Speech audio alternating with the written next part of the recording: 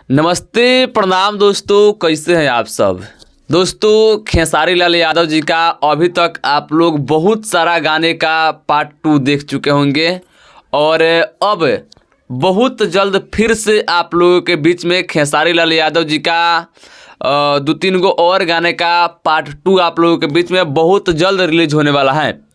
शायद गाना का रिकॉर्डिंग भी हो चुका है और वीडियो का शूटिंग भी हो चुका है, बस एडिटिंग हो करके और उसका पोस्टर आएगा और आप लोगों के बीच में बहुत जल्द उस गाने को रिलीज किया जाएगा KVP एंटरटेनमेंट से। उसके बाद JMS और तमाम कंपनियां हैं, 2-3 कंपनियां, जिससे खेसारी भैया का 2 गो और गाने का पार्ट 2 आने वाला है आप लोगों के बीच में। आज से कुछ दिन पहले आप लोगों को पता होगा, पवन पांडे जी बताए थे मरद अभी बादशाह बा उस गाने का पार्ट 2 लेकर के आ रहे हैं।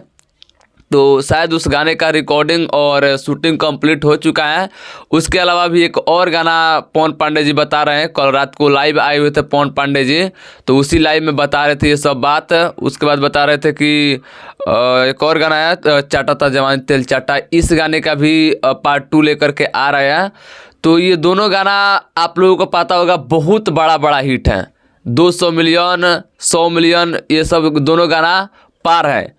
तो उस गाने का पार्ट 2 आ रहा है, तो मुझे उम्मीद है कि बहुत हिट होगा, क्योंकि यह गाना स्लो है और लेकिन इस तरह का गाने का पब्लिक बहुत ज़्यादा प्यार देती है और बहुत सपोर्ट करती है।